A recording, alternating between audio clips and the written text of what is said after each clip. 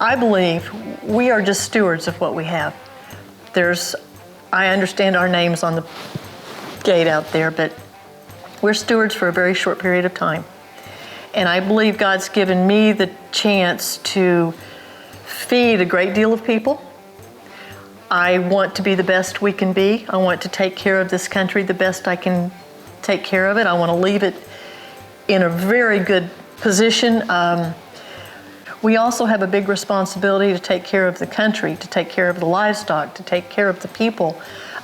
We want to be involved in this community. It's not about us, it's about a whole bigger picture. In the performance horse world, people who compete at an elite level don't usually climb to the top quickly.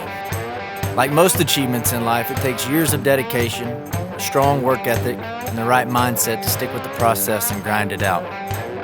As a former college athlete, I know this to be true, and I'd add that through it all, you have to genuinely love what you're doing. My passion for horses and my competitive nature makes me hungry for answers. So I've set out to discover the psychology behind success stories living the Western lifestyle, to expand my awareness and apply what I've learned in my own life.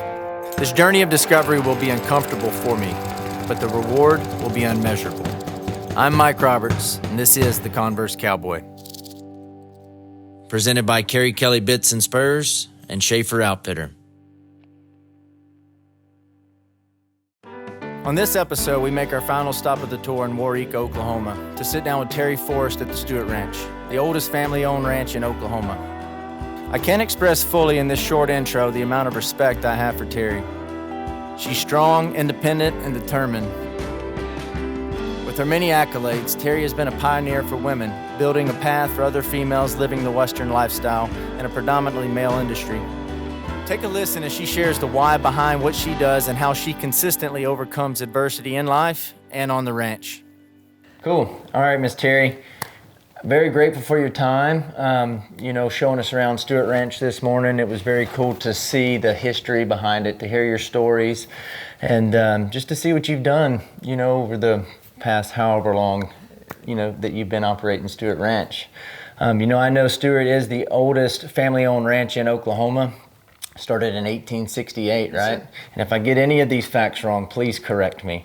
But you've got a number of accolades. Stuart Ranch inducted to the 2012 Oklahoma Quarter Horse Hall of Fame. Yes, I know you're the president of Oklahoma Cattlemen's Association. You've had AQHA Best of the Remuda, and Stuart Ranch has had a number of AQHA Super Horses, right? Yes, sir. So you have a number of accolades, but the thing I think I'm most impressed with you is how you've grown Stuart Ranch on the horse side and the cattle side, and how you've raised two very respectful young men as a single mother. I would say that's probably the accolade that impresses me the most about what you've done. Thank you. So I'd like to start with where you began. This whole show is about mindset as it relates to performance in the arena, but also in life too. And so those things that we talked about, and you said it yesterday, there seems to be a consistent trend, for those people that are performing at an elite level, hard work, dedication, consistency. But I think the what is the word I'm looking for? The difference is in the details, right? Probably so, yes, sir. And those little things is what sets somebody else apart from the others. But so just talk about your beginnings, growing up in this industry, and really where you got your start.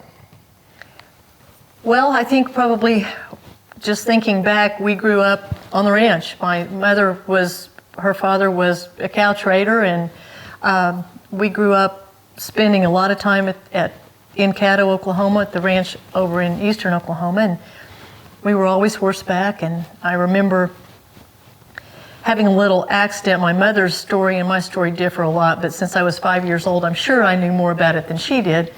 But I had decided that I'd gotten bucked off my little mare called Topsy, and anyway, I didn't want to get back on, and she made me get back on and ride back to the house. And my grandfather had passed away, and we were commuting back and forth to Oklahoma City, and she wanted me to get back horseback, so she took me out to a stables outside of Oklahoma City, and they had gaited horses and some things, so I got exposed to a lot of different horses and would ride anything anybody put in front of me after my little incident. So I just wanted to be horseback, and I worked at trying to do everything I could possibly do to be horseback, and wanted to start showing, and Daddy said, go out there in the pasture and catch a horse and take him to the horse show, basically. And I remember the first AQHA show I went to, I didn't even know enough that you were supposed to be on the other side of the judge and the showmanship, and I guess I was just dumb enough to go and entered everything and thought I was doing great. How old were you? Oh, I couldn't drive, so I probably was 13 or 14. That's great. Never did win a whole lot or anything, but just showed up and went, and wanted to do that really bad. I rode hunters and jumpers in that interim also, and really, really liked it. Thought I could go to the Olympics at some point in time, little kids, and wanted to go out and ride with Suzanne Jones in Tatum, New Mexico. Didn't get to do that, but it was, I rode with some people that were very talented, but I think I had a very diverse background in learning different things. I always rode Western, English, and even had a man call me once and wanted me to show a Tennessee Walker for him, so I got to do that. But my dad was kind of the conviction as far as the horses were that his daughters were not going to rope, so I didn't learn to rope till I went to college. I think it was a thing about fingers, and he just thought we should have them all. Well, and then all during that time, I think that at least in my perspective, the only thing I really ever wanted to do was be part of that ranch. I loved it. It was really horses and that ranch were all I wanted to do. And going through high school, I guess my whole thought was, how do I get back there? How do I make all that happen? So went to college at Oklahoma State through the animal science department, had probably some of the best professors, in my opinion, that I could have had. And what did you get your degree in? Animal science. Animal science. Yes. And had the opportunity to meet and become friends with a lot of people that have had a strong influence on my life. And Daddy asked me to come home, and I did. And really kind of took the horses down the road, and I showed quite a bit back then. Just our horses. We didn't buy anything. We showed what we raised, and so I learned a lot the hard way because I didn't have anybody really to help me, and you just kind of went out there and realized that you'd watch so-and-so and so-and-so, and fortunately had a lot of really, really good friends that I could emulate, and that's what I did. Daddy was not willing to buy me a better horse, or if I couldn't do it with what we had, then I just wasn't going to do it. And we had a little 2-horse Miley, and when I got 16, I loaded my horse in that 2-horse Miley, and off I went. So that, I think I had a drive enough to want to do that, to be part of it. And as I got older and things, he gave me more responsibility at the ranch, and I really wanted to develop our horse program into something that I wanted the mares to be producers and performers, and Daddy had a really good start. He bought some horses from Wagner Ranch back in the 40s. He bought a son of Pretty Boy, and he also bought a son of Redbuck from some other people, and that cross worked really good. And then those mares were bred to a horse called Son of Leo, who was by Leo. I have an own daughter, Sugar Bars. And that was really the start, that cross was really the start of the 7S horses. Back in 1960, I believe, he started naming everything with the 7S. And to his credit, I think, because we don't have an exclusive on it, but we were able to, most everything you hear with the 7S that at least has a S on the left shoulder, we did raise. And so that was kind of an early marketing thing. You see a lot of people doing it today, but he started doing it back in 1960 or right in that area. So Anyway, I went home and worked with him for quite a while, and things were really good, and then things maybe weren't so good. Yeah. And I'd gotten married and had Clay and Robert, and we kind of took a different path for a while. And in probably 1991 or two, one of those years, he hired me back to come run when he purchased this ranch over here in Waurika. He hired me to put it together for him. At the time I did have a real estate license, and I could help him do that. And he wanted me to design a whole plan for this ranch and the ranch in Caddo as well. And When you say here I am. when you say he had you to, I'm curious first, how old were you at that time? Oh, I would have been in my 30s at that time when I came back to work for him. Okay. Probably. And when he said he wanted you to develop a plan, what exactly do you mean? Well, I think he wanted me to, the goal was to make the ranch profitable. Okay. That was my plan. And he just wanted a plan to how I would operate this, or how I would operate both places. And I had actually been through the TCU Ranch Management School program at that point. We are asked to do a management plan in that program. That's the big thing for the whole year.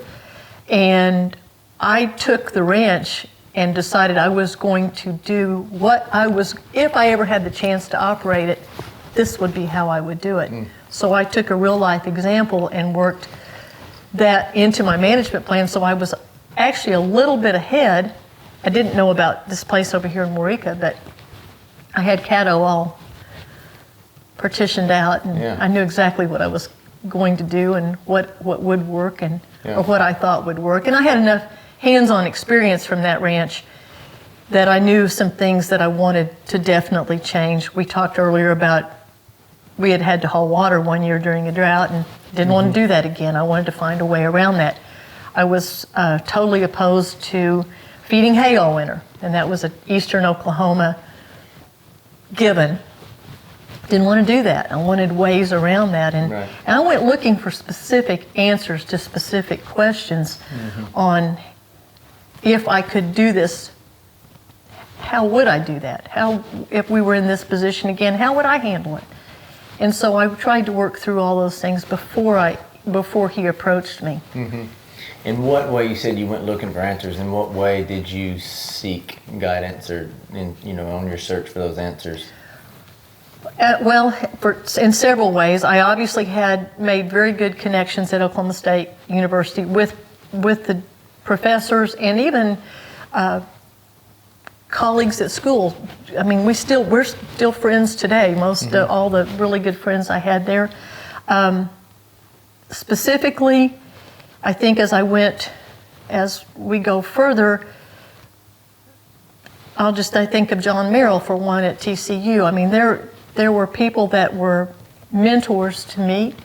Then I think of two women in particular that are, in my opinion, icons in the beef industry, Minnie Lou Bradley and Linda Davis. And I looked up to both of them, and both of them were always very kind with helping me on questions I might have, and anything that I respected them, and still do to this day, immensely.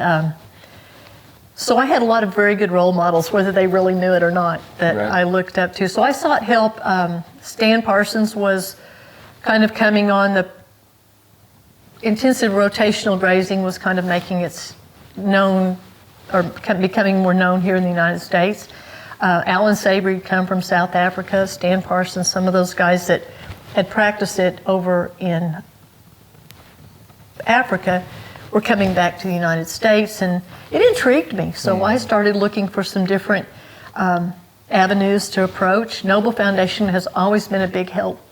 I pick up the phone, and I am convinced I don't know very much, because the more I have learned, the more I realize I don't know. But I have a telephone, and I have a lot of people that I'll call, and I don't think there's a dumb question, because I've asked a gazillion of them. Yeah.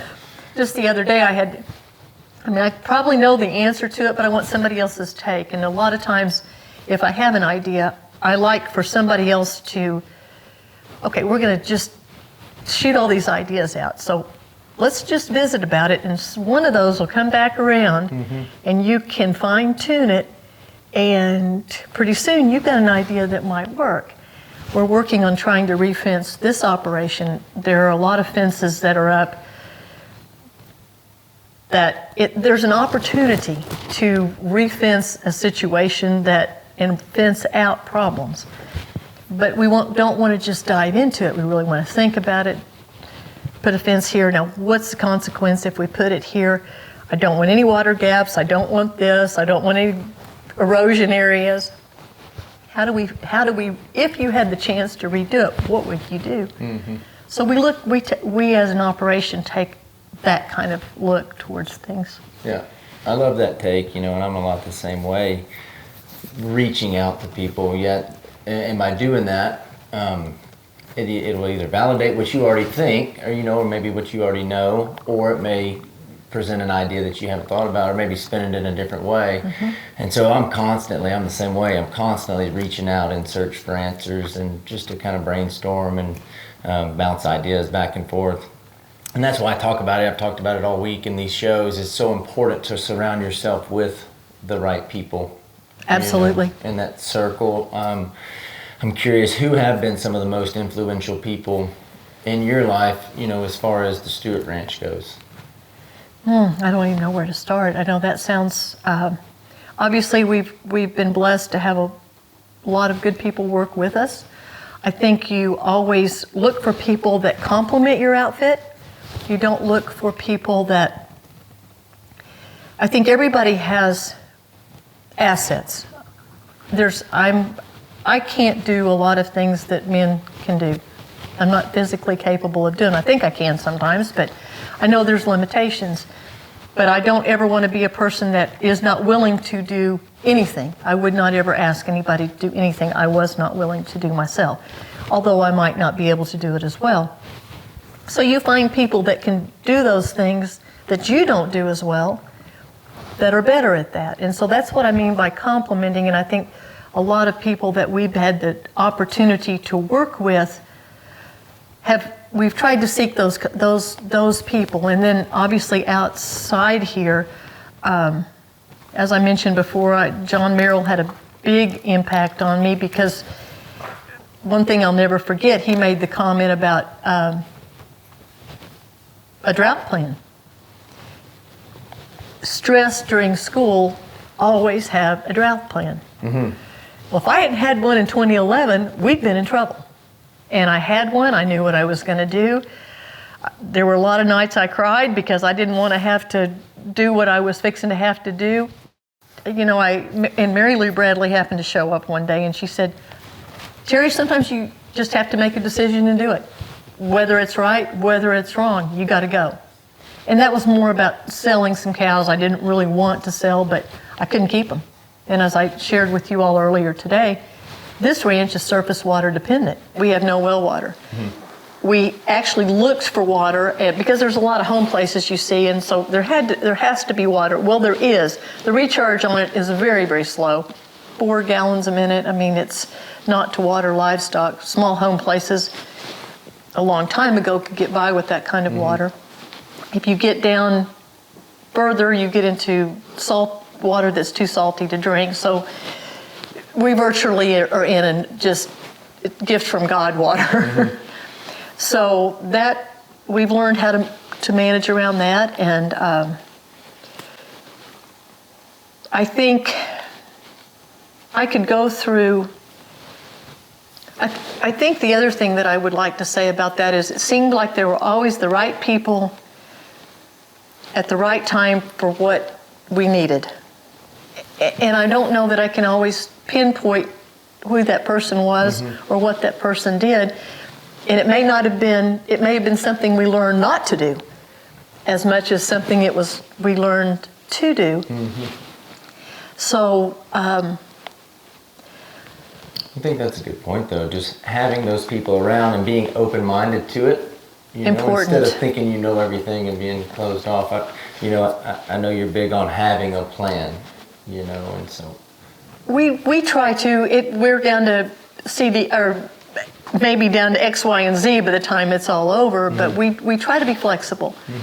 And one thing I have tried to do, I'm kind of a controller by nature, and I do that because sometimes it seems easier to me just to go do it, take care of it, then it's done or at least it's done the way I want it done, and I don't have to worry about that. And I know that's not always a very good trait, so I have to work on that really, really hard. But I've tried to give all the people that I've had the opportunity to work with as much say as I have. Ultimately, it's my decision. I don't have a problem with that, and I don't have any problem making decisions. But I appreciate and value their input. Because if you have got to implement my idea, wouldn't it be better for me to have your input on how you think you can implement it? And if you don't think you can, it all of a sudden ceases to be a bad idea. So now let's start over and see how we can accomplish this goal with another plan. And I think you and we shared a little bit earlier today about the fact that sometimes things were done 10 or 15 years ago and didn't work, but today they might.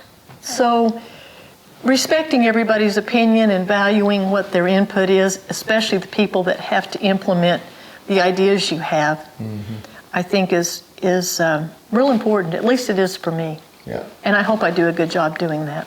Yeah, I think it's very evident that you have done a very good job with that, you know, and then just being able to adapt and grow. Still keeping the old school traditions and then being progressive in the ways that you're able to grow this ranch. But I think old school works for us. It may not work 10 or 15 years from now, but it does today because we have the people that can. We have a crew that's very well adept in being able to still drag calves to the fire and, you know, all the things that we all love to do and appreciate so much. Everybody's very skilled at doing that. If and when, and we all pray that it doesn't, those skills are lost. It may not we might be something we can't sustain, but I think that's the importance of bringing on the next generation and teaching them the ways of, or letting them learn those skills and our traditions and bringing on legacies and in a whole manner of things, in principles and skills and everything else that we value. Well, that's right. And Dusty Burson with the Sixes said just the other day that it's still the most efficient way to do it. It is, and that's the other thing. On horseback, and you're getting to work your horses. It's the camaraderie of being around Sure it is. You know, your good friends and people you want to be around. So I can definitely see why it's still around. And I hope it doesn't go, because I agree with Dusty. It is the most, for us, we actually had Oklahoma State University does a program called Sun Up, and they came down here and filmed us branding calves one day. And Dr. Lallman actually timed us on a calf. I mean, just the guy starts to the herd. By the time he got him roped, brought back, the ground crew finished it up on how long, and they did several of them, and I don't remember the exact number, but it was not very long. And all the crews are like that. We give a few more shots than a lot of the other outfits do, so it might take us just a couple of seconds longer, but it still was no time. That calf was back up and back in the herd. So efficiency, yes. And as I said, the skill set, I mean, you work with the same crew, everybody knows what they're supposed to do, the cow boss gives you your direction, and you rock and roll. Yeah. Yes, ma'am. I saw a really cool quote. I think it was in an interview you've done before, and you alluded to it earlier. You're a type A person. You're a no excuses type of person, which I think is great. But the quote says, "Life is not fair, never has been, never will be. Just get used to it." And that was a quote. That was some advice you gave to Clay and Robert, your sons. Can you elaborate on that a little bit, and maybe where that mindset comes from? We had some really rough times in our life, and it was, you begin to think, is it ever going to get better? And I think I shared this too. I said, just about the time you think the bottom has fallen out, hang on, because it probably will go lower. And I think I just wanted them to always know that if people said, well, you know, life isn't fair. Again, what's your definition of fair? But it isn't fair. It isn't going to be easy. I wanted them to know that early on, really early on, because they had the situation with their dad hit them at a real young age, and I was always very honest with them about it. So I just didn't want them to ever take those circumstances and use it for a crutch or an excuse, or we weren't victims, it's just what had happened, and you have to go forward and deal with it. It's what has happened to you is part of your life, and you can either gain from it or it'll take you down. And I had another gentleman tell me one time to treat everything in life as a learning experience and a character builder. I think that's pretty good advice too. And that's kind of what I was trying to share with them, because I think we have choices in life, very much so. And I wanted them to choose to be strong, to go forward, to take all life's lumps and make opportunities instead of don't be discouraged, because it will get tough. I mean, I don't care who you are. There'll be lots of disappointments and lots of challenges and lots of days you just want to throw your hands up and think, you're kidding me. Right. Yeah, no, I'm not. So. Yeah, but you said it, and we do. We always have a choice. And I don't remember if it was yesterday with TJ or if it was another day, but a guy wrote a book called A Man's Search for Meaning by Viktor Frankl, and he has a quote in there that says, "The last of the human freedoms is the ability to choose one's own thoughts in any given situation." You know, so no matter what we're going through, we may not understand why that's happening. Sure. But and it may be woo-woo, whatever, but I genuinely believe everything that happens in life happens just as it's supposed to. We may be able to look back a month from now or a year from now and be like, oh, okay, I see that had to happen, so Sure. this could happen. Oh, I believe that with all my heart. I think you have to take those, you may not be ready for this, so you have to go through this to get there. And you're right, it builds character. Yes, sir. Right. I hope it does. I mean, and on some people it doesn't. I mean, because there are tragedies, there are people use crutches, you know, but I didn't want my kids to ever have to use a crutch to be the kind of people that I think they needed to be. And so if you won't ever see yourself as, oh, that's unfair, why did that happen to me? You know, get over yourself. It's. Right. I forget who said it, but when those thoughts start creeping in, you need to look outward, and figure out, how can I help other people? How can I bring value to other people? At least that helps for me to take that attention off myself. You know what I mean? Good point. Sure. You know what I mean? I agree. I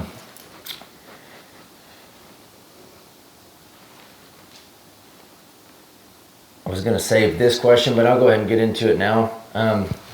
You know, those times that come up, it's not always, the challenges that come up in life, the things that come up, even if you're doing what you love to do, it's not always going to be easy, right? There's nothing about this life that's easy. So, it's just beautiful and wonderful, yes. But nothing easy. So that being said, yeah, it's not like it's like the magazines where it's all lights and glamour and buckles. So my question is, you know, for everybody that I sit down with, I'm so curious, because for me, I struggled for a long time to figure out my purpose. And I think that always can change. You know, we may always be in search of this, and it may evolve into something else, something new. But I think it's very important to understand why you do what you do, your purpose in doing that. So I'm curious to know, what is it that gets Terry Forst out of bed every single day? I love what I do. Absolutely love it. I'm passionate about what I do. I'm committed to what I do. And my commitment comes from, I believe we are just stewards of what we have.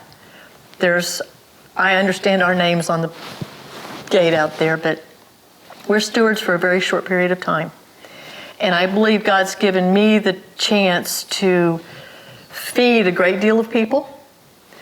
I want to be the best we can be. I want to take care of this country the best I can take care of it. I want to leave it in a very good position. We have a lot of weather challenges to deal with that I can't control. So I don't know if I'll ever get to leave it the way I would really like to, but we work at it. We work at it all the time. What drives me is to try to be the best I can be for others, for this country, for God. I mean, I think He's using me to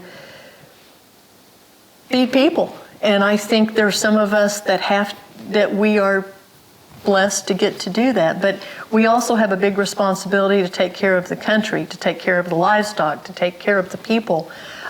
We want to be involved in this community. It's not about us. It's about a whole bigger picture. And we have kind of branched off with the hunting and the horses, for instance, and that's been a part of this ranch, but we've tried to capitalize on diversity, and we have to increase revenue. And this is a tough business, very tough. It is just about the time you think you're getting along pretty good and it's raining when it's supposed to be, here it comes along and holy moly, how are we going to get through this? So it's very humbling, very. I don't think anybody in this business ever is too prideful, because trust me, you won't be for very long. Something will knock the wind out of your sails, it will. But we are now even starting another part of this. So I think what drives me is opportunities and how we get through the challenges. And just because I think sometimes there's more opportunity in bad times, hard times, difficult times, than there are when times are good. Because you start thinking out of the box, and you start thinking, how can we make something better, and what can we do to keep ourselves afloat, and how do we bring in another generation, and can we do those things? So we've got Stuart Ranch Meat Company started. We will be selling hamburger meat. We also started a straight Corriente herd several years ago. They're all at Caddo. We did that predominantly for brush control, because we had not found anything that would penetrate those bottoms, and we could utilize as well as we can those cows, and they are awesome. They're doing a wonderful job. They are hired. But we also have been able to utilize the steers for the roping, and now what we're doing is trying to add value to those cattle, which is, I think we're really excited about that opportunity. We're also looking at building a lodge in time. This pandemic's kind of shut those plans down for a little bit, but Clay's outgrown his lodging facilities for the hunting outfit, but we look at some recreational things that we could possibly do. So we're continually thinking, we're continually throwing ideas out, like you were saying, and Clay and Robert have had some great ideas, and all worth listening to. And so they've really branched out and done phenomenal jobs on their own, and I'm just tickled to death that they've done that. Yes, ma'am. I'm curious to know, we talk about those challenges that may be out of our control, and you mentioned COVID-19. So I know that had a very big impact on the cattle market. I'm curious to know how you're getting through that from a business standpoint, and also mentally. What is your mindset as a business owner going through something like that? Well, we had cattle. I had actually delivered a couple, backing up even into the fall of 2019. Our wheat pasture never materialized, at least in this country. So I had all my steers still standing here. Had a few of them already sold, and we got those. They were probably they weren't as heavy as they should have been. Anyway, 5-weight cattle dropped to, or got to where they were really bringing a lot more money even than a 7-weight steer. And so I kind of went to trying to go ahead and sell some lighter cattle and just letting them go on and move, because we were really situation, it would be easier. I wasn't having wheat pasture. Actually, by the time I found some in February, it didn't make any sense to put the weight on at the dollars to, anyway, it wasn't going to be a profitable situation. So I thought, well, I'll go ahead and try to sell these cattle. And then the COVID, whatever, China virus hit, and it, should I delete that? Sorry. I've been listening to the Rush Limbaugh too long, I guess. The COVID virus hit, and everything shut down. And fortunately, we have a good banker. I'll be honest with you. And I called everybody here. I said, you don't buy anything that you don't need. We are down to, if you need something, you better call me. I'll keep everybody on the payroll, but nothing. We're down to, let's just get by. Mm-hmm. And that's what we did. We tightened, and we're real careful on how we spend money anyway. But I got knots in my stomach, big ones. Yeah. I won't kid you. Yeah. I've kept a journal since 2011, almost every day with just either feelings or scripture or things to do. I prayed a lot. Just for guidance, just for the best way to handle everything. And I think that's great. And I don't mean to cut you off, but I do the same thing, right? So I journal in the morning and in the evenings. In the morning, it's like purge my thoughts out, right? And that's somewhat cleansing in a way. At night, I do a gratitude journal, things I'm grateful for, But I'm curious, so what about the routine of the journal? When are you doing it, or how long? I get up early in the morning. I do my Bible study and write my journal. Okay. I will get up an extra hour early to have my coffee, and that time, if I have to get up at 2 o'clock in the morning to do it, to be somewhere at 3. I value that time so much. Crucial, right? It is. So it is. I can promise you, if I don't do that, my day will not even, I'll be grumpy. That's a good point. It does. Like whatever we do in the morning, it kind of sets you up for the rest of the day. I'll get short with people, or, things that, not intentionally, but, I'll get uptight and things happen. I laughed at one point in time. Sometimes I said, maybe I need a shock collar, and everybody has a control and just throttle me back sometimes. And but that time's important, and I don't do so much in the evening. I'm a real morning person. I probably get more done in 3 hours in the morning but truthfully, at night I'm done. I don't write, and I just I'm really guilty about turning on a TV show that I've watched 15 times, and I sit and fall asleep, and then I go to bed. Yeah. Nothing else. I just don't want to think. I want something that doesn't require me to think at that point in time, but I do my best thinking in the morning and thoughts, and then there'll be days that I haven't been able to do it because of my shoulder, but I get horseback and I go through pastures. I try to get through as many of them as I can, and look at grasses. I know today I was looking down more than I was looking up. That particular pasture we were in this morning is an old wheat field. Actually, we started with ryegrass when we came over here because it's got real acidic soils, and I didn't have the money to get the pH up. So ryegrass will be fine in acidic soils. So we're up in the south, what we call the South Chisholm, and as I said, there were years, I know for a fact, we had at least 10,000 pounds to the acre in those pastures. Well, when we started no-tilling, we've done some cover crops in there. Never really got the production in those pastures that we had when we were doing tillage. So we did some cover crops in there. I planted ryegrass back in there last year. Decent cover, but not great. I had Casey just go ahead and weed spray it. And in the right years, that pasture has been a really big producer of crabgrass. which it is right now, and real spotty Bermuda grass. So I was looking to see what weeds we still hadn't killed, what grass was coming up, how much forage would possibly be in there, and that's just my experience on how much I have looked at grasses and those kind of things. I had a real good idea, just by even where we went, I had a pretty good idea of what I needed to know. Yeah. But I haven't been able to ride as much since the 31st of January, so I'm a little behind, and that was fun for me to get to go up there because you guys could do all the videoing and stuff, but I really had an ulterior motive. Yeah, you developing a plan. So it was good to see, and those Yeah. heifers can stay longer than I thought maybe they could, and Yeah. it'll be fine. Yeah, that's really cool. And what was really cool to see was the history behind the place up there. Yes. So the Chisholm Trail goes right through there. Yes, sir, it does. We're right below an old bedding ground on the trail called Monument Hill. And if you look at a map of the trail or read anything about the trail, Monument Hill is a designated historical place.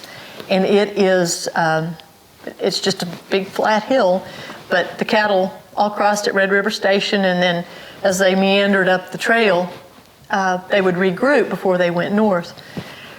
You can also read Quanah Parker was in this area, and he probably needed 4 or 5 beef to get passage on through there, but that's why it was on a hill, and there was water.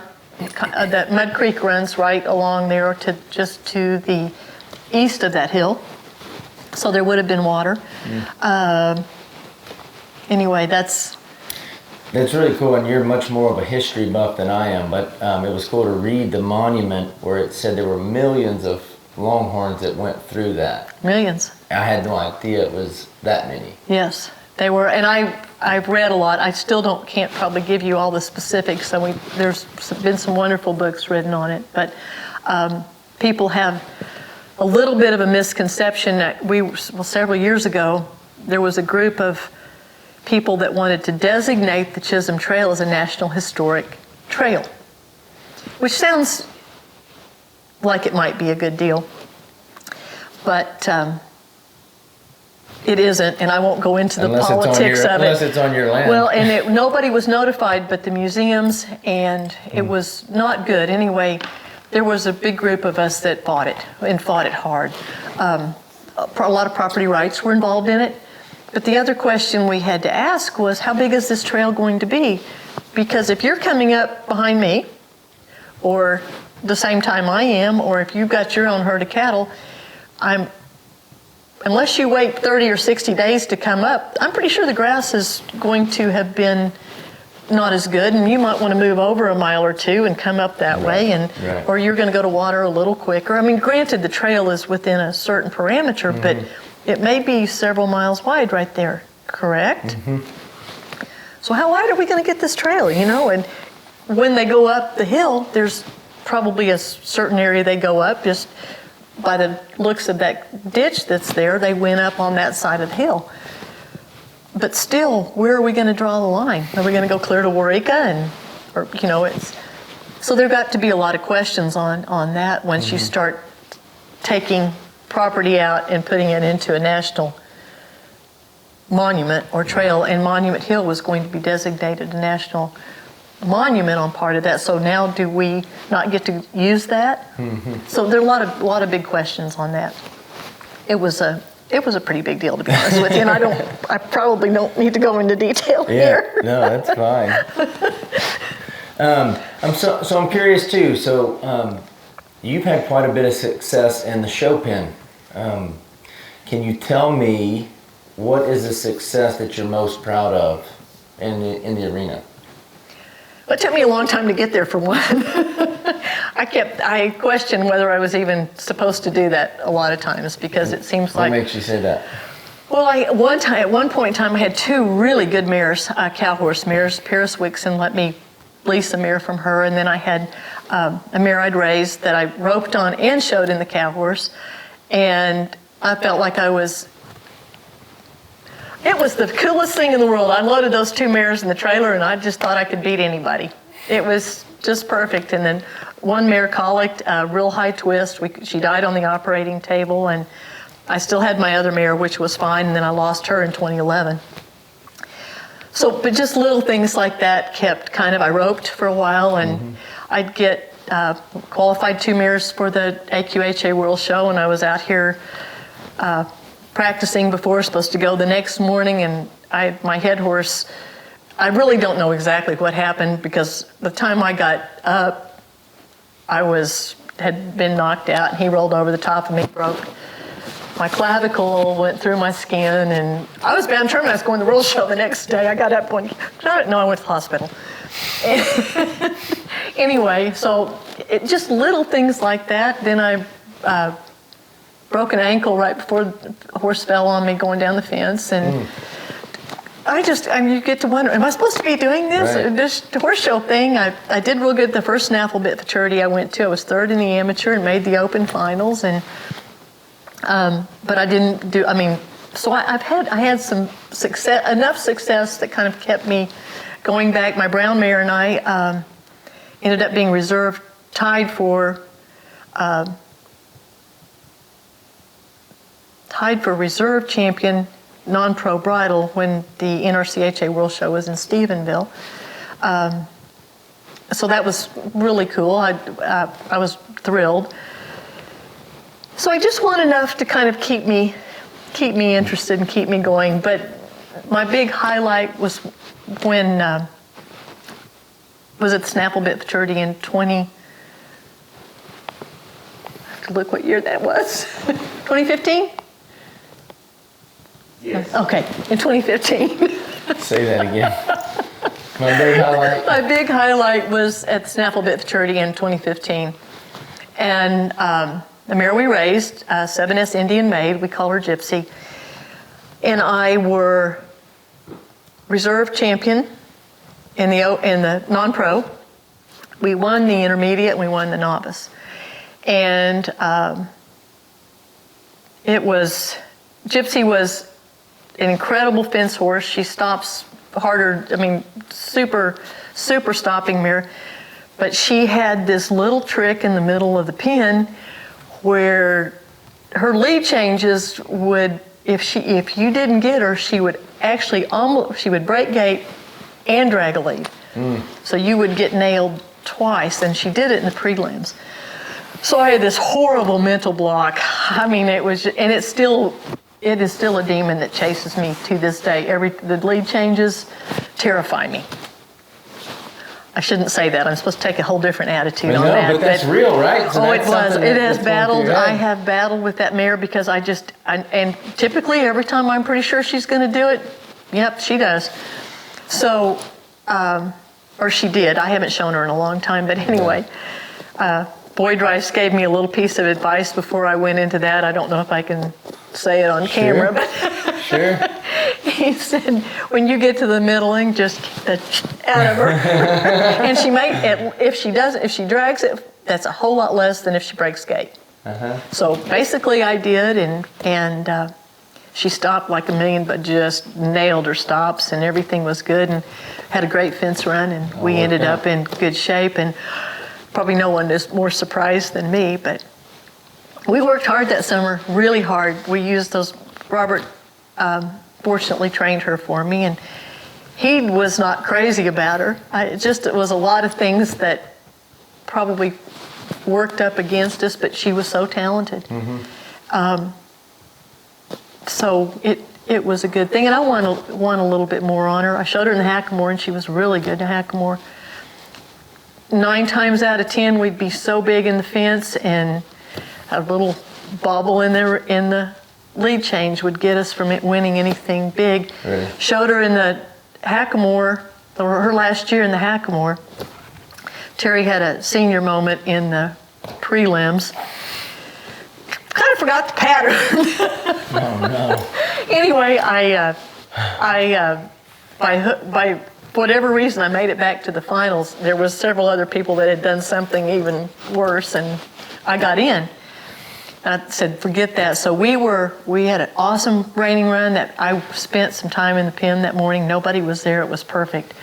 And we schooled, and I got her. I said, no more of this lead change deal. We're getting through this. And we did. She was perfect in the finals.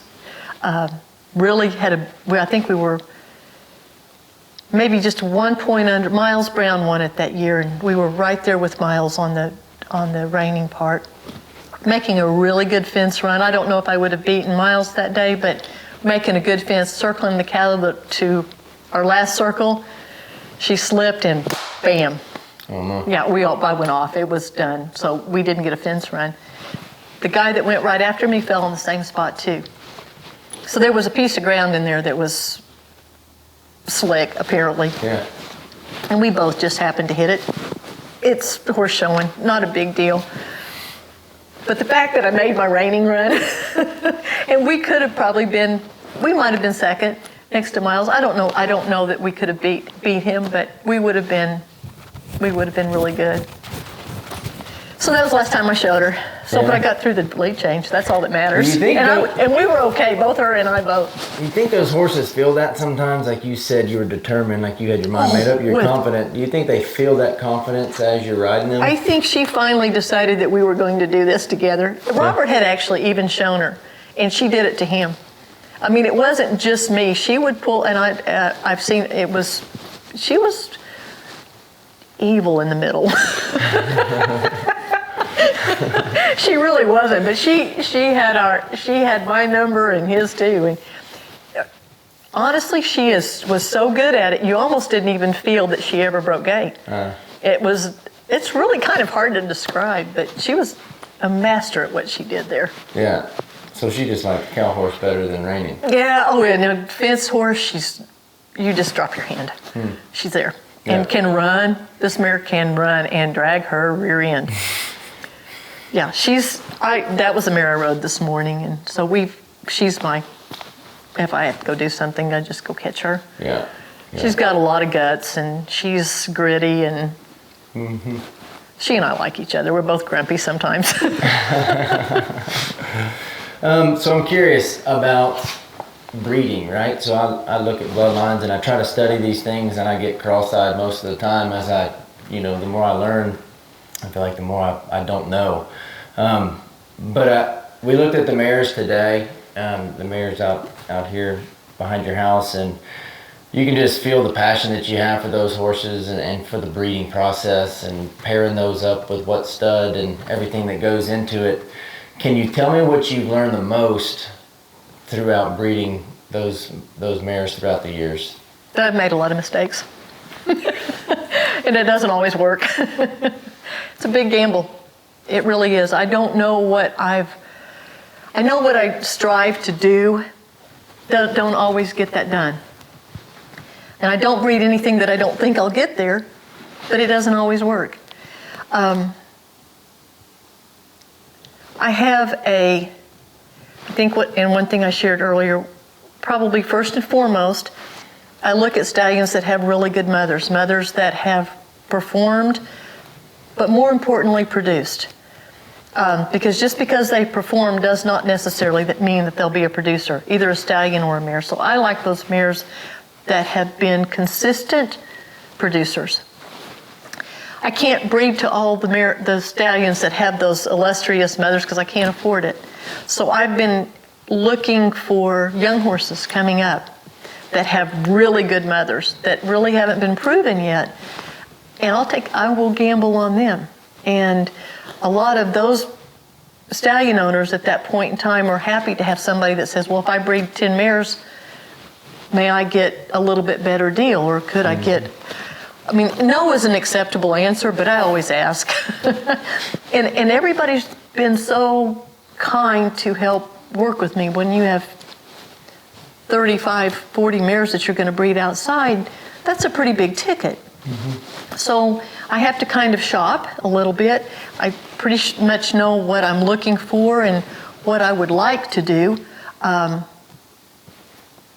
learned a lot about some of the stallions are easier for me to use on my mares. Some of the horses that have a big show career aren't as easy for me to use with ship semen. So I kind of evaluate where they are in their show careers and some things like. So we think a lot about a lot of different things, and I've used so many stallions now that I have a pretty good idea of the ones that are working on our mares and the ones that maybe aren't quite as good with our mares. Doesn't mean those horses aren't good. I just don't have the breeding of kind of mares that maybe will do those stallions as good a job as some other mares will do. So we also, at this point in time, I think, for lack of a better description, I don't want to limit our gene pool. And I think that there's so much, there's not a lot of places to go for outcrosses. And we have always strived to have good feet, good legs.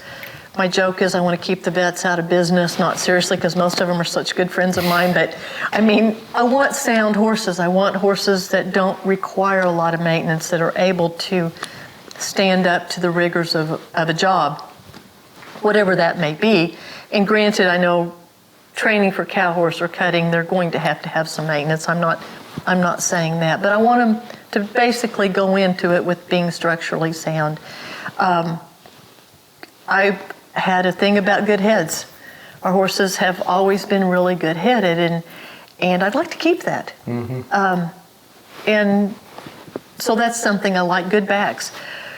I grew up where horses had withers and good strong backs, and now that's getting to be not as important, because for one thing, people don't ride their horses like they used to be done on the ranch, or even still are to this day. So some of those things aren't as important in the show pen. I mean, if a horse can win $300,000 and doesn't have any withers, who cares? I don't take that the way I mean it, but there's still a lot of things that are important, and I think they're important to a lot of other people too.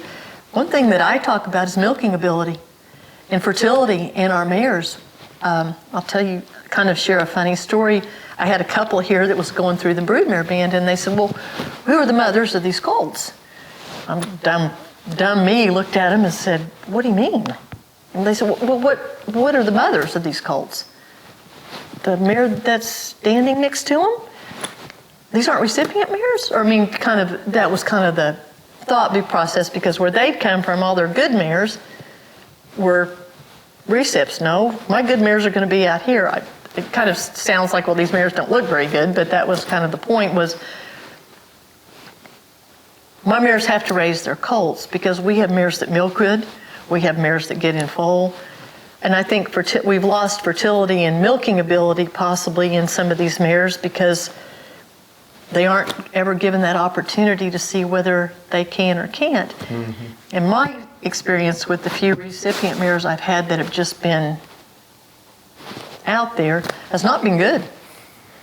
I mean, either in mothering ability or milking ability, or they aren't as good as my mares. So that's just my own little personal scenario on that. But I don't know if fertility is being bred out of them or not. I don't have any way of gauging that, but nobody ever talks about it. Right. What are some of those young fillies or colts that you're most excited about this year? Oh, I'm really excited about our hashtags. We bred to hashtags his first year in service, and I'm a big fan of his. And how can you not be, right? I know. I was so excited, and we kind of dove off, and I bred quite a few mares to him the first year. I really like our Stevie Ray Vaughns. I'm real excited about him with the mares, our crosses. We have had some blind-sideds I've really liked. I have kept some daughters of one-time royalty that we bred to him, because I really liked his bloodlines, and to get a little bit of that back into our program. So we used a horse called Corona Caliente. He was down at Hart Farms in Kaplan, Louisiana? Kaplan, okay, Louisiana. yes, Hart Farms. I knew you guys might pick up on that one, or was hoping you would. I was hoping I was saying it right. Yeah. But I called to look at another horse and talked to Jerome Bellard down there, and bred some mares to a horse called Firewater Canyon that they were standing at the time. He's up in Montana right now. And so I had gone through their website and looked at this other horse and just fell in love with him. And he is by First Down Dash and out of Corona Chick. So he'd be a half-brother to Corona Cartel. Is that right? He's out of Corona Cartel's mother anyway. Corona Cartel is, you may have to edit this because I'm thinking out loud right now. Anyway, we can scratch all that. But he's by First Down Dash and out of Corona Chick. Big bay horse and solid colored and pretty headed, good back.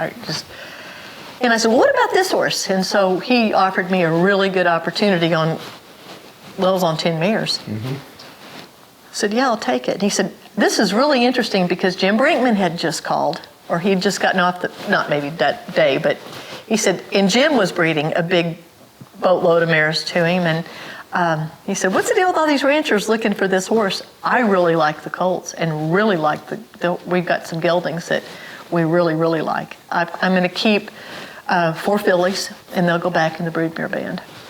Very cool. So that's kind of, we're looking at a little bit of outcrosses. We rope, we have ranch horses, we have cow horses, we even have some barrel horses. So I think having a horse that is capable of doing more than one job, whether that's in the show pen or moving cows from pasture A to pasture B or whatever that may be. I like having a horse that could go do any of those jobs and hopefully excel at one of them, obviously. So we've been very fortunate. We've gotten our horses into some very good hands. And that's important too. I think that's what's always kind of makes me not want to go to sales in particular because you lose control of who gets them. But they've gotten in, even through that, we try to keep track or hear say. So we've heard some really good things. It's kind of fun. Yeah. I think we heard Caleb Driggers bought a gelding that we had sold the other day, and I'm really excited for him. Oh yeah. So it'll be fun. Yeah, you bet. I'm going to shift gears a little bit on you now, and I know this question may be played out because I've heard it a good bit, but I really like it. Knowing what you know now, doing everything that you've done, going through the ups and downs, if you could go back in time, hypothetically, and talk to the Terry Stewart that was 20 years old, what advice would you give her? Make better decisions. Really, think about it. Don't be so... How does one do that, though? I don't know. You have to learn through that stuff. I kind of said that in jest because I think at 20 we think we know so much and we are apt to make poor decisions because we don't have the experience maybe to make those good ones.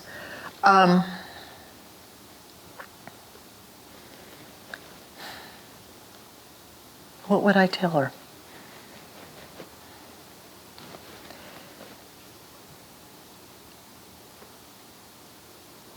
I don't know. I've had some, I don't know that I would say a lot different because if I hadn't gone through the experiences that I have gone through, I wouldn't be what I have done and what I have been through, good, bad, or indifferent, it's made me what I am today. If that's a good thing, then all those experiences were good. Whether they seemed like it at the time or not, and I can trust you, they did not. But that was part of my journey. And I can't be that smart. I can't go back and do that because none of us can. Yeah. So had it all changed, I might not be here.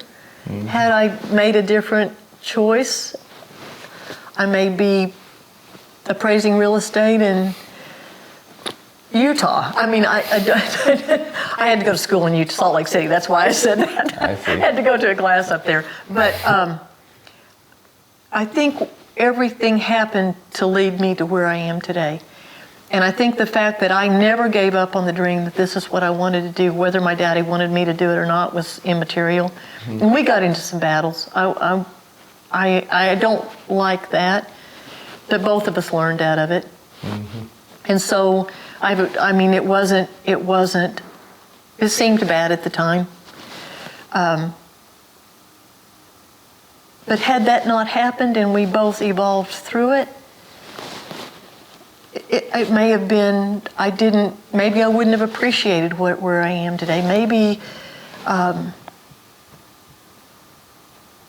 don't know, I don't have a good answer other than the fact that I think you have to go through those things to appreciate what you have. And I agree. I'll give you an example about calving heifers. This is my great analogy. Daddy had bought a bunch of first calf heifers. They were little. We didn't have any place really good to calve heifers out, and I think there must have been 8,976 of them. And the winter was terrible. And it seemed like they calved for 6 months. It was one of those horrible winters. The coyotes were bad. We didn't have any place to calve heifers. And having calved heifers in really bad situations, our heifer calving facility is really nice. And so had I not had to go through that, I don't really care how you calve heifers. You're on your own. No, you need someplace nice. You might need a place to be able to at least handle the cattle and do some things. So I think a lot of my life experiences on things that were not very good have allowed us to have some things that will be a little more user-friendly. We're going to give you another hypothetical here. If your dad was able to come back and see what you've done with Stuart Ranch today, what would he say? I would like to believe he'd be very happy. He'd probably find something wrong, though. No, I don't think so. I think he'd be happy. Daddy was not a very good teacher. Didn't say a lot. Kind of threw me to the wolves. That's fine. It really is. And he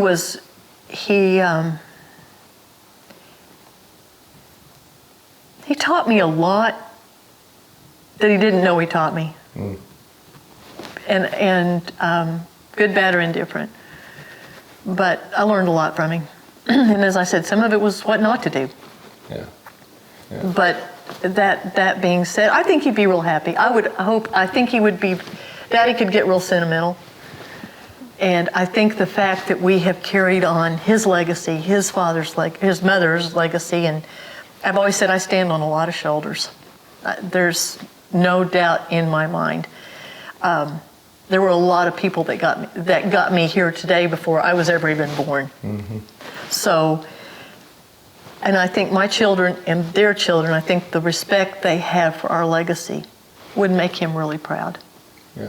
Because it was very, very important for us to carry this on. And before Daddy died, I knew I would have to get it in a profitable position.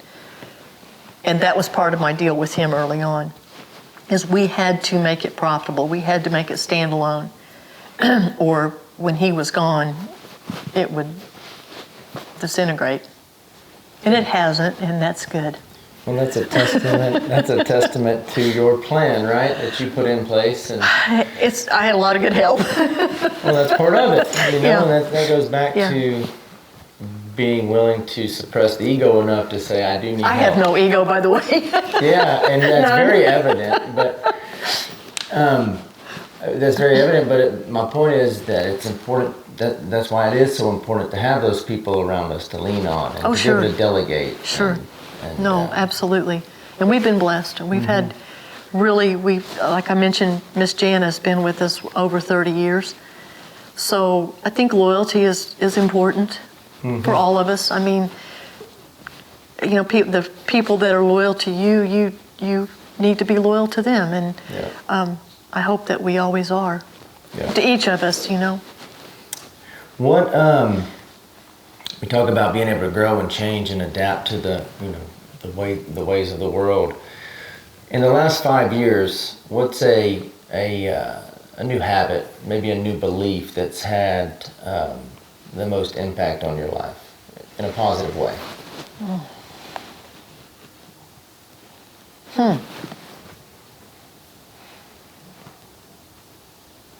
A new habit.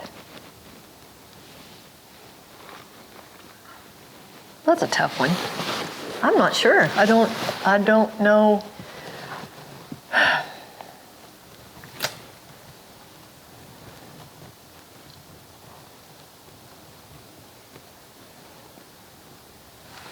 Well, I believe, I know the non-tilling is a new process, right? Yeah, but that's really not, we gave that up in the last 5 years. Okay, so you're thinking, Yeah, so what I'm trying to say, impact though, Maybe the way you think about things, maybe the way, yeah, I'm just trying. maybe I it can be a new habit, it can be a new belief. Yeah. Just anything in the last 5 years, with grandkids coming around, maybe it's changed a perspective on something. I know that's.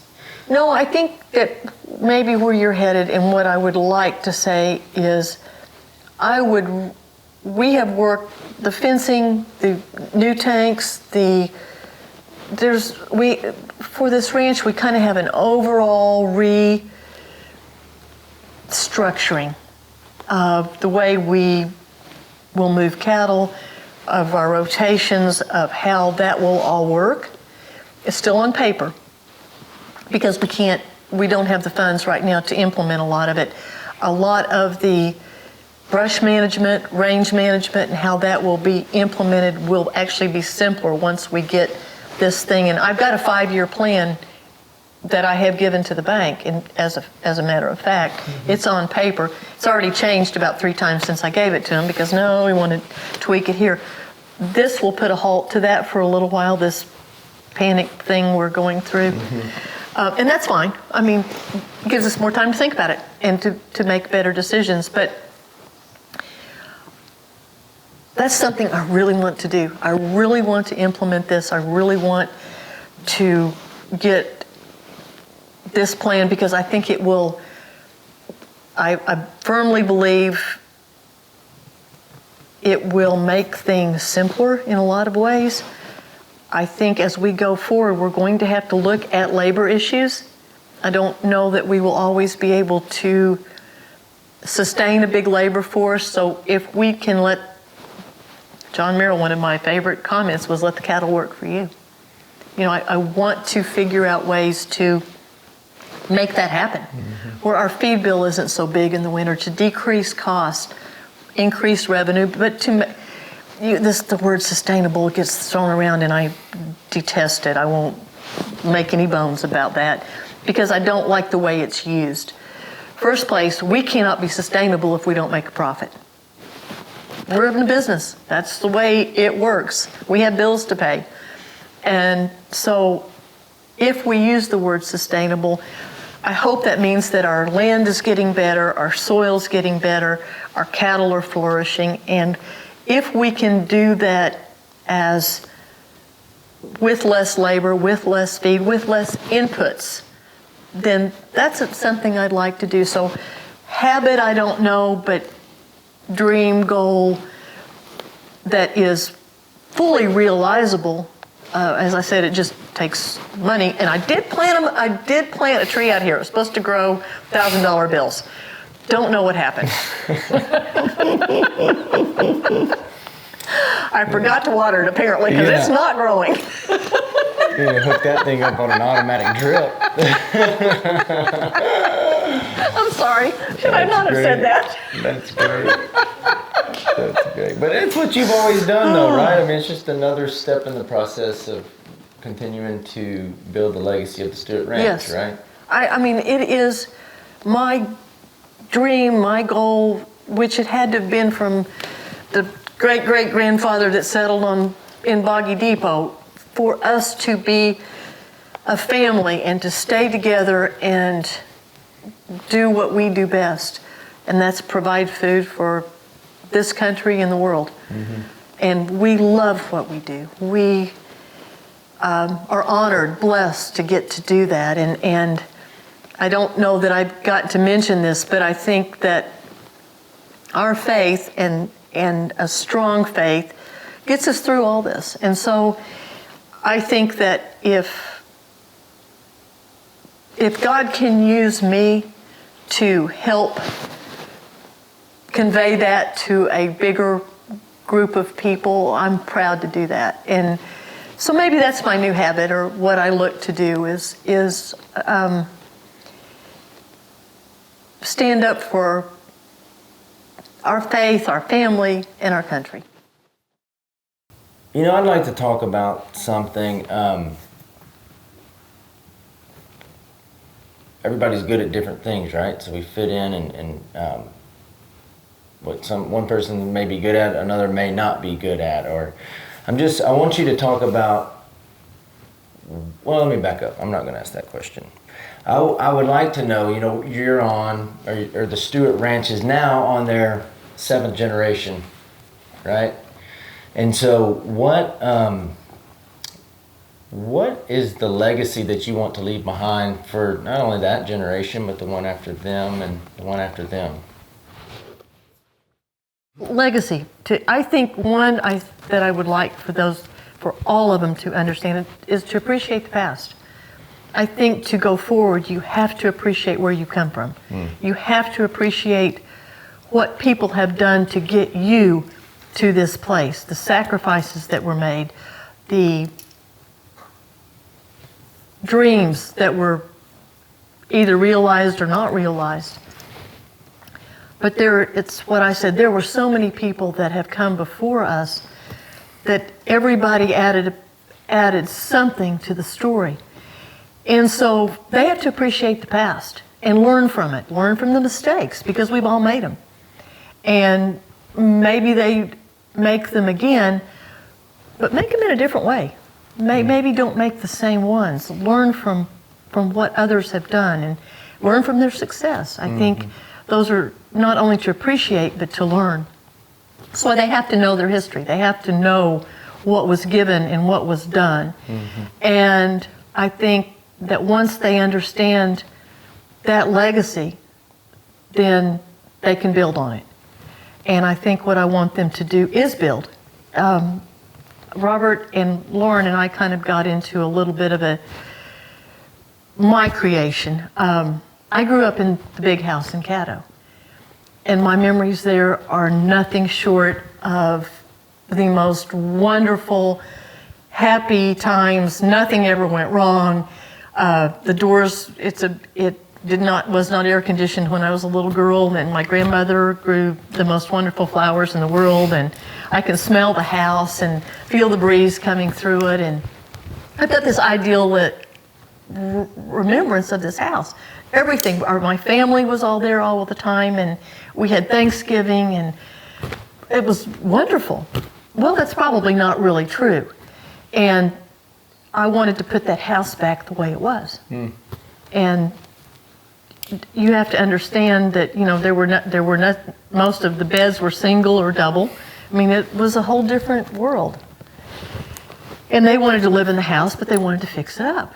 Well, I walked in there and it broke my heart. I mean, they're putting a television over the fireplace where there was this really cool picture when I grew up, and there's old chandeliers that you would not put in your house today any way, shape, or form. They wanted to take those down, and all of a sudden I saw my childhood just being annihilated, and it broke my heart. I mean, I just, my eyes welled up with tears, and I tried not to get emotional, and all of a sudden, after that happened, I thought, whoa, you still have all that. That's not going anywhere. They need to make a new life. This needs to be a house for our families today, not what was, but what's going forward. And I think that's a perfect analogy. I got caught in the past and didn't want to get out of there because it was safe and happy, and whether it was or wasn't, that was my perception. But no, this house can now have new big dreams and new family, and it's going to have televisions in the room instead of. We didn't have we had one little black and white TV in one room, but we didn't have that at that time. And I said, I want you guys to fix this where you're happy, where you come over here, where you make new memories, where you love this house as much as I do, and this house loves you. And it was okay after that. But I won't kid you, I struggled, and I had to come to that realization. So I think we have to let go of the past as much as appreciate it. And that's why I let it go there, because the future's pretty important. I love it. I love it. So I've just got just a few more questions, and then we'll turn you loose.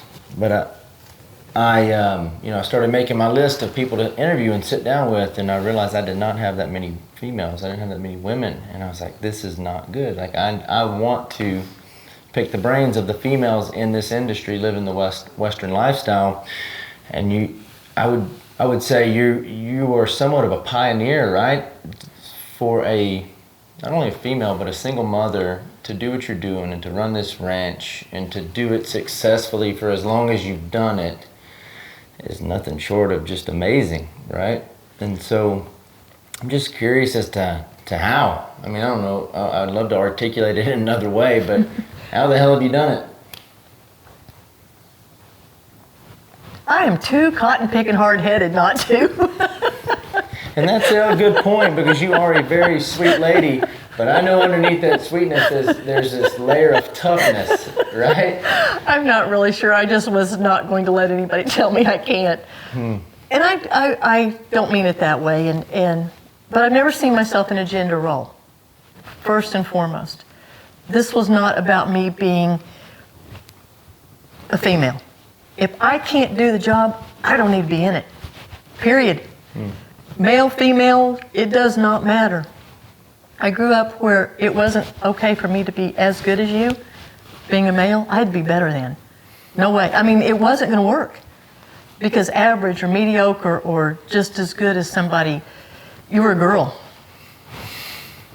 I don't mean that I'm not taking, it was a different time, and that's okay. I don't want to take it out of context, but I knew I had to be better then.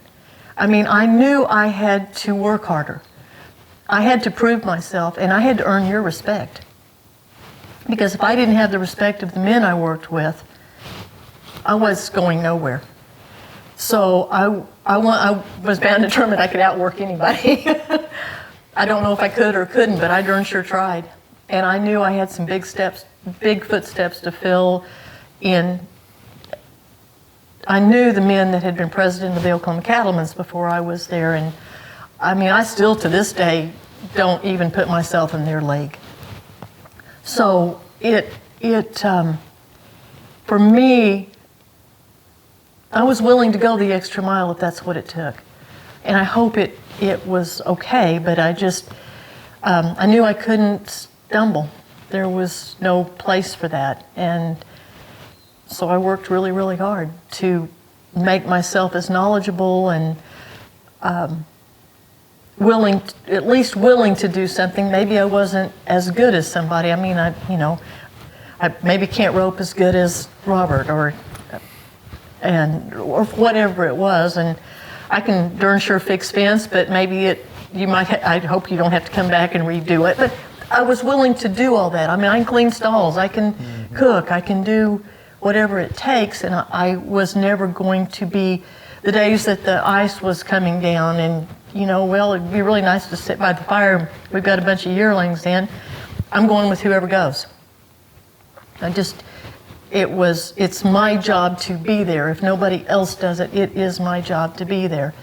And I hope I've always been the kind of person that, the weather's really bad. Why don't you go do this today and I'm going to sit by the fire? I don't want to be that person. And hopefully that I think it's also, my kids feel that way. I mean, Christmas Day, everybody left and we cleaned stalls and fed horses. We've done that. I just use that as an example, but we have felt like this is our home and our commitment, and we have to be willing to go the extra mile. And so maybe that's how I was, and I mean, I didn't choose to raise my kids up by myself. It's just the way it happened, and we all got a dose of real life in a hurry. Yeah. And it wasn't easy. I'm not going to tell you it, and everything didn't fall into place, and we had to work at a lot of things, and a lot of times we weren't sure if we'd ever get back here, but we did. and it's good. And I think Clay's journey and Robert's journey and my journey, even though they were all together but different, I didn't think I'd ever get them home. I thought I'd really run them off for good. I just, because I think for me, one thing I was always scared of them not having a dad, I didn't want them to grow up to be really, the words that come to my mind are not probably good, but soft, or wanted them to be tough and to be strong men. And I probably was harder on them than I should have been, or would have been had things been a little different. Because it was, and I look back, and you said if I would, I'd do something different along the way. I think I would have maybe, hopefully, been a little different mom, possibly, but I had to put food on the table too. So it wasn't, that's what I laughed about Clay's or Robert's football game. I was running late getting to one of them, and they were hauling him off in an ambulance. I'm going, seriously? He'd gotten hit in the head and they thought he had a concussion, and we went to Ardmore. And so I told him, I said, okay, you guys, whatever happens, don't put him in an ambulance. And I thought of one time when Robert had actually got bucked off and broke his wrist, and we finished that day, and I think he tells me it was the next day before I even took him to the doctor. And you guys, I promise I solicited for Mom of the Year more than once, and I never got it.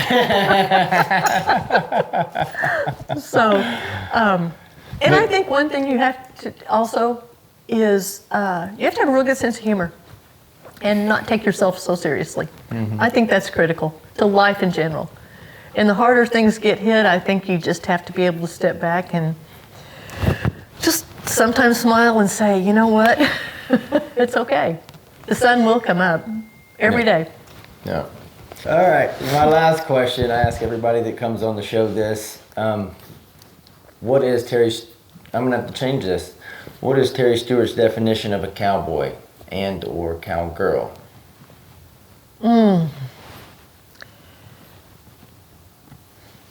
Commitment, integrity, character, strength, courage, friend, family. I think all the faith, obviously for, first and foremost for me, but I think we all have a set of values, and it doesn't matter what walk of life you are in, but to adhere to those core values, to those principles, good morals, to shake somebody's hand and that's it. Your word is your bond. Look somebody in the eye. To stand up for what you believe in. I think those are what I would describe as a cowboy or a cowgirl, somebody of that character. Perfect. So Terry, that's all I got for you. I genuinely appreciate you sitting down with us today. I've really enjoyed it. Thanks for the tour.